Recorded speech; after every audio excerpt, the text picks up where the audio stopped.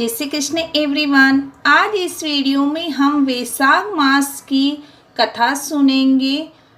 अगर आप वैशाख मास स्नान कर रहे हैं तो डेली ये कथा सुनना बहुत ही ज़रूरी है। तो आइए कथा शुरू करते हैं। एक राजा था।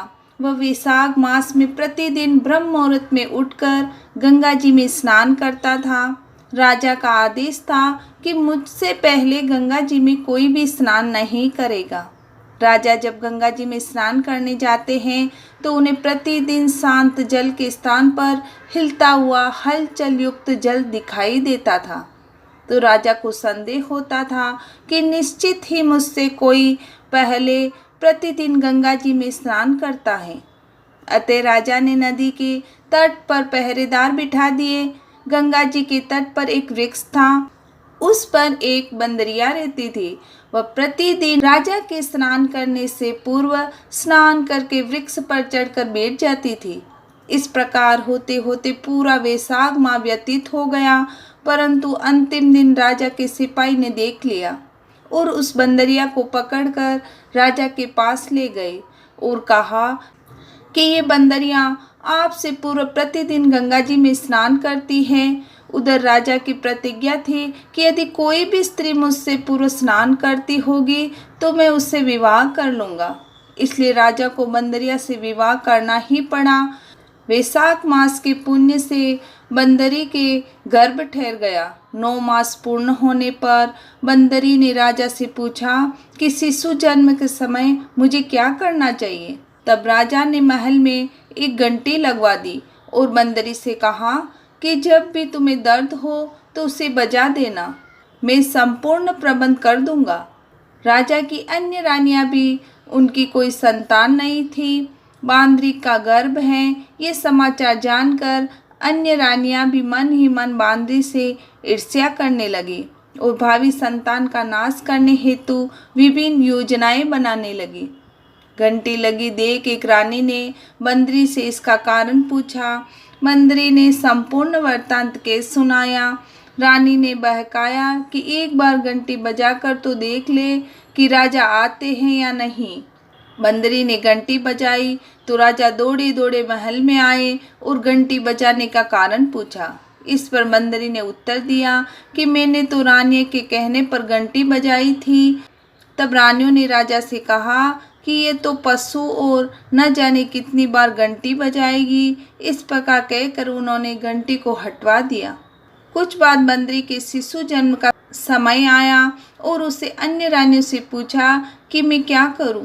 तब रानी ने कहा कि तुम आंखों पर पट्टी बांधकर सो जाओ। बंदरी के वैशाख माह के स्नान के पुण्य प्रताप के रूप में एक सुंदर पुत्र हुआ। शिशु के जन्म होते ही उसके रोने से पूर्व ही रानियों ने उसे एक टोकरी में रखकर दासी को दे दिया और आदेश दिया कि इसे नदी में जाकर बहाकर आ जाओ और इस शिशु के स्थान पर एक पत्थर रख दिया। राजा को भी कहलवा दिया कि बंदरी ने एक पत्थर को जन्म दिया है। राजा ने सुना तो उन्होंने भी संतोष कर लिया कि जब दूसरी रानियां की संतान नहीं है, ये बंदरी है, इसके क्या संतान होगी। उधर दासी ने उस सुंदर शिशु को नदी में बहाकर कुमार के खदड़ में रख दिया। दूसरे दिन कुमार कुमारिन खदड़ में आए तो वहाँ एक सुंदर शिशु को रोते हुए देखा। कुमार कुमारिन भी निसंतान थे। उन्होंने इस शिशु को अपने लिए भेजी गई भगवान की भेंट माना और बड़े प्रेम से शिशु का पालन पोषण करने लगे। कुछ बड़ा होने पर बालक को ये ज्ञात हुआ कि वह रानी बंदरी का पुत्र है, जिसको रानियों ने मरवाना चाहा था। एक दिन वह बालक कुमार के बनाए हुए मिट्टी के हाथी घोड़े लेकर पनघट पर जा बैठा और दासियों को देख कर कहने लगा, आओ रे मेरे मिट्टी के हाथी घोड़े, पानी पियो। जब दासियों ने ये बात सुनी तो वह हंसने लगी और बोली, अरे मूर्ख, कभी मिट्टी के हाथी घोड़े भी पानी पीते हैं क्या। इस पर उस बालक ने कहा, बंदरी के भी पत्थर जन्म लेता है क्या। उस बालक की ये बात दासियों ने जाकर महल में कही।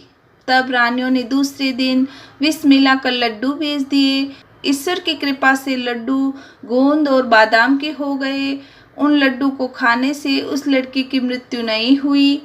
ये समाचार दासी ने रानी को कहा और रानी ने राजा से कहकर कुमार को देश से निकाला दिलवा दिया। कुमार वन में रहने लगा।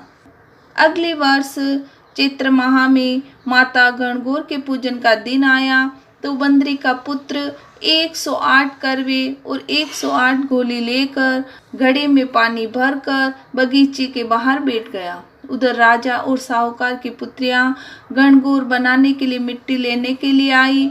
तब बगीचे में खेलने और झूलने लगी। इस कारण कुछ समय बाद उन्हें प्यास लगी। तब उन्होंने उस बंदरी के पुत्र से जल पिलाने के लिए कहा तो उस बालक ने उत्तर दिया कि मेरे पास एक गोली है, उसे खाते जाओ और मेरे चारों ओर फेरे लगाते जाओ, तब मैं तुम्हें जल पिलाऊंगा। इस पर पहले तो कन्याओं ने मना कर लिया, किंतु प्यास तीव्र होने के कारण मान गई। इस प्रकार गोली खाने और उस युवक के साथ फेरे लेने में वह गर्भवती हो गई। बाद में जब उसके माता पिता को ये ज्ञात हुआ तो वह सभी कुमार के पास आई और संपूर्ण वृत्तांत सुनाया। तो कहा, तेरे पुत्र ने हमारी कन्याओं से विवाह किया है, अब तुम्हें इन्हें अपने पास रखना होगा। तब कुमार ने निर्धन होने के कारण असमर्थता व्यक्त की तो कन्याओं के माता पिता बहुत सारा धन देकर अपनी कन्याओं को कुमार के घर विदा किया और कुमार के घर 108 बहुएं हो गई और कालांतर में उसके 108 ही पोते हो गए। कुमार को समस्त नगरी को भोजन हेतु निमंत्रण दिया और राजा को भी बुला दिया। राजा के यहाँ से रानी बंदरी के अतिरिक्त सब भोजन हेतु पधारे।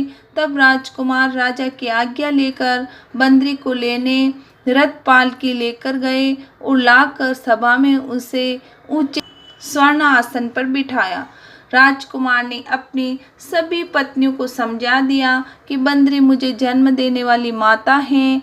एक एक बहू रानी बंदरी के चरण स्पर्श करती हुई गई और एक एक सोने का सिक्का पोते के गोद में देती गई। जब राजा और अन्य रानियों ने यह सब देखा तो कुमार के पुत्र ने इसका कारण पूछा। रानियों को तो संदेह होने लगा कि अवश्य ये बंदरी का पुत्र है। इसलिए रानी और रूठ कर राजा को कहने लगी, कुमार के पुत्र ने हमारा अपमान किया है और बंदरी का सम्मान किया है, अतः हम लौट कर जा रही हैं। इधर राजा को पुत्र के जन्म का संपूर्ण रहस्य ज्ञात हो गया था, इसलिए उन्होंने रानियों को संदेश निकाला दे दिया और सभी पुत्र वधू एवं पौत्रों को लेकर महल में आ गया। राजकुमार का राज तिलक हुआ। कुमार कुमारिन को राजकुमार ने महल में रहने के लिए निवेदन किया, किंतु वह नहीं माने। तब राजा ने उन्हें ढेर सारा धन दिया। वैशाख स्नान का इतना महत्व है तो सबको वैशाख स्नान करना चाहिए।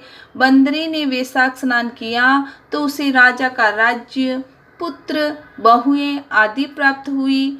ईश्वर जैसे बंदरी को पुण्य मिला, इस प्रकार हमें भी पुण्य दे। वैशाख मास का आप स्नान कर रहे हैं तो डेली आप ये कथा जरूर सुने। आई होप मेरी दी गई जानकारी अच्छी लगे। वीडियो अच्छा लगे तो लाइक करें, चैनल को सब्सक्राइब करें। Thank you.